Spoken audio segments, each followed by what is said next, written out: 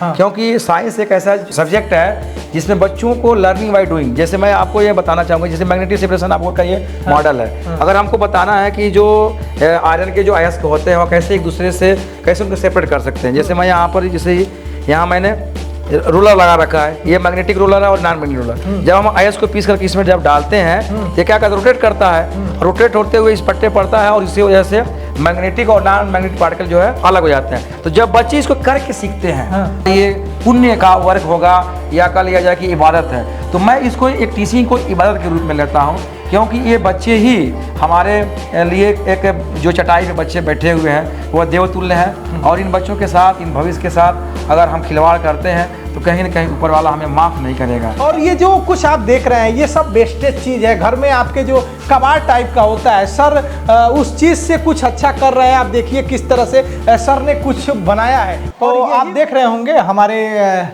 Just left side में छोटे कद के हैं, लेकिन बहुत ही बड़े इनके विचार हैं और जो इनकी सोच है बहुत बड़ी है ना। तो खुर्शीद अहमद सर हैं, सहवा जो कंपोजिट विद्यालय है उसमें सर टीचर हैं, राष्ट्रपति पुरस्कार विजेता है सर। तो कोई क्यों विजेता होता है, इसी क्यों को जानने हम इस सहवा गांव में आ गए और सर के पढ़ाने के तरीकों को हमने देखा।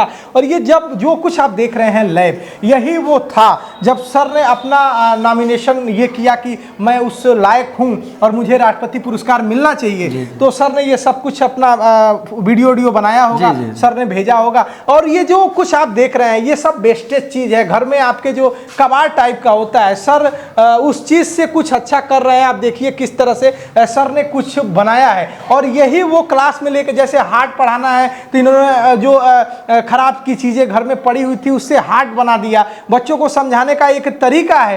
तो सर के बारे में जानेंगे कि सर की शिक्षा दीक्षा प्रारंभिक कहाँ हुई, कहाँ के रहने वाले हैं सर, और सर के भीतर जो एक साइंस पैदा हुआ है ना, और जो इनके पढ़ाने का तरीका है वो एक ज्ञान ला रहा है। और जिस हम सहवा विद्यालय में हैं वहाँ लगभग 18 गाँव के बच्चे आते हैं, और वो बिल्कुल ही गरीब घर के बच्चे हैं। और जहाँ एक गरीब सोचता है उसके पास पैसा नहीं है कि किसी प्राइवेट विद्यालय से गुजरता है तो 1 मिनट वो साइकिल खड़ा कर लेता है, सोचता है कि कुछ ज़्यादा कमा पाते तो अपने बच्चे को किसी अच्छे विद्यालय में हम भेज पाते। लेकिन आज ऐसे ही टीचरों ने एक यूपी में परिभाषा स्थापित कर दी है, और हर व्यक्ति चाहता है कि ऐसे टीचर से पढ़े। और कंपोजिट विद्यालय जैसा कोई अब बात नहीं है, सकारात्मक चीज़ें आती हैं जहाँ पहले नकारात्मक आती थी कि टीचर पढ़ाता होगा कि नहीं, बच्चे पढ़ते होंगे कि नहीं। बच्चे पढ़ रहे हैं, गजब के पढ़ रहे हैं, और टीचर भी गजब के पढ़ा रहे हैं। खुर्शीद अहमद सर हैं। सर आपका हमारे चैनल पे स्वागत है। बहुत बहुत धन्यवाद सर।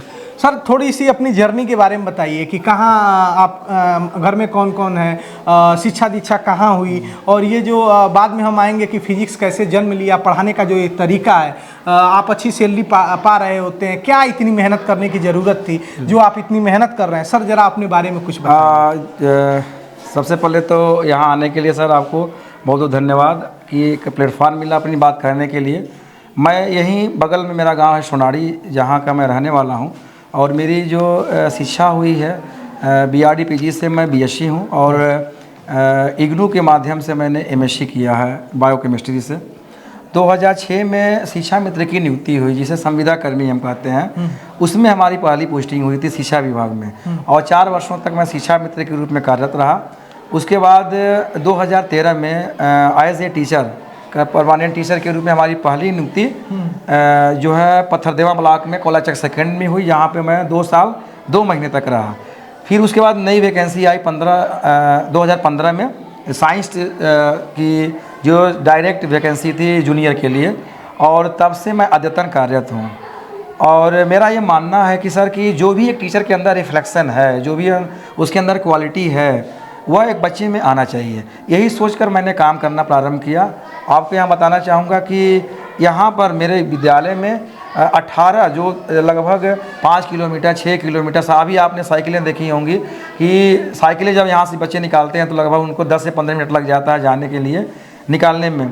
तो 18 गांव के बच्चे यहाँ पढ़ने के लिए आते हैं। तो ये मतलब आया कि जो बच्चे हमारे ग्रामीण परिवेश में पढ़ रहे हैं बच्चे, वो काफ़ी सुविधाओं से डिप्राइव हैं, और उनके माता पिता अक्सर मजदूर वर्ग के हैं।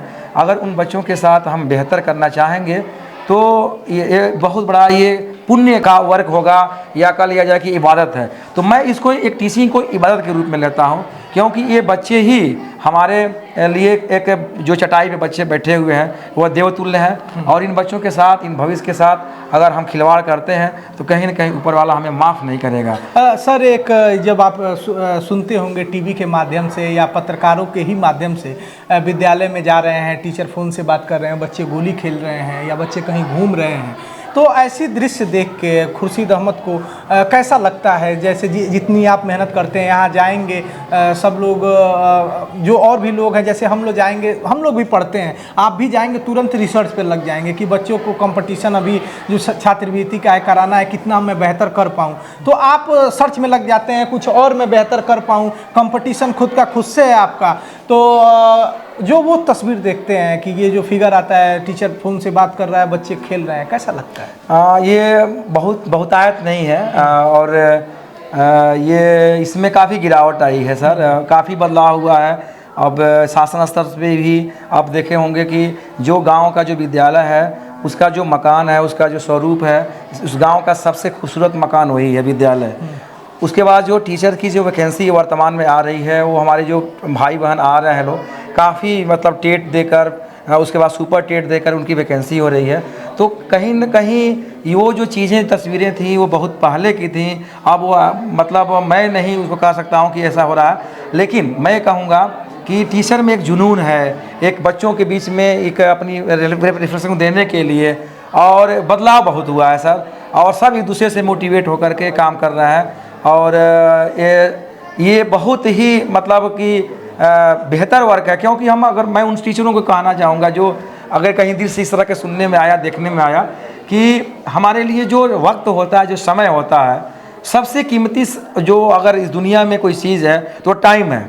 और उस टाइम में अगर हम आकर विद्यालय में उस प्राइम टाइम में आकर के हम फ़ोन पे लगे रहते हैं और बच्चों के बीच में नहीं जाते हैं, तो ये कहीं ना कहीं हम अपने कर्तव्य के प्रति या अपने दायित्व के प्रति लापरवाह हैं। सर, और रुकेंगे थोड़ा सा, राष्ट्रपति पुरस्कार पाके आपको कैसा लग रहा है? एक जिम्मेदारी सा महसूस हो रहा है। हाँ। और उस जिम्मेदारी को आप लोग, हमारे समाज, सोसाइटी सब हमको दे रहे हैं, और उस जिम्मेदारी को पूरा। जब आपने ये भरा, जब आपका इंटरव्यू हो रहा था, आपने जब सरकार के समक्ष ये रखा कि मैं इस काबिल हूँ और मेरा इंटरव्यू किया जाए राष्ट्रपति पुरस्कार के लिए, कितना दबाव था जब आपका इंटरव्यू, आप पहली बार आप उसको फेस कर रहे थे? नहीं, आपको मैं बताना चाहूँगा, इससे पहले मुझे गवर्नर अवार्ड भी मिल चुका है। राज्यपाल पुरस्कार भी 2019 में महामहिम के हाथों में मुझे मिल चुका है। उसके पूर्व में विभिन्न विधाओं में, जैसे लेसन प्लान राइटिंग हुआ, स्टोरी टेलिंग कंपटीशन हुआ, या क्राफ्ट हुआ, या विशिष्ट प्रतिभा सम्मान SCERT के द्वारा मुझे मिल चुका है। और इसके पहले मैंने इंटरव्यू फेस किया था।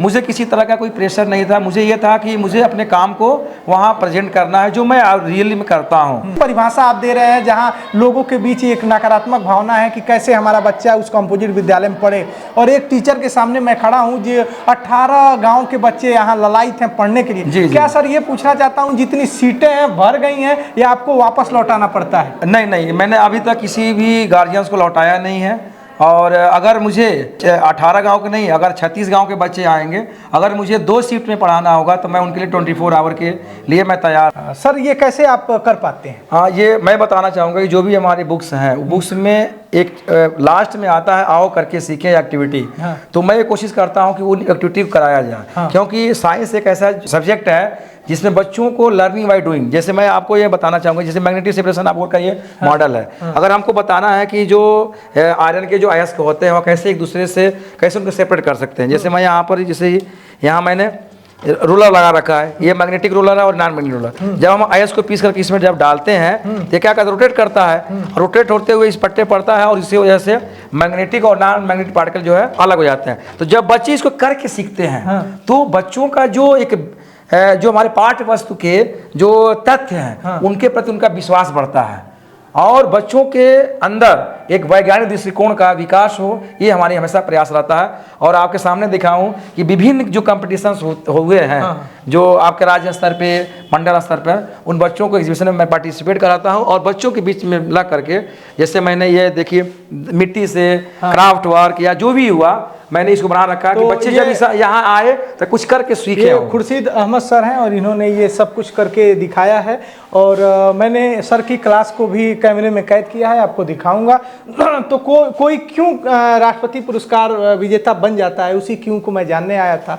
सर ये आप जाकर पढ़ते भी होंगे? हाँ, घर पे स्टडी किया जाता है कि बच्चों को बेहतर से बेहतर। ये जो कुछ मैं दिखा पा रहा हूँ सानू के कैमरे के नज़र से दिखा पा रहा हूँ, कैमरा सानू संभाल रहा है। मेरा नाम है शशि भूषण तिवारी और आप इस समय पूर्वांचल पोस्ट देख रहे हैं।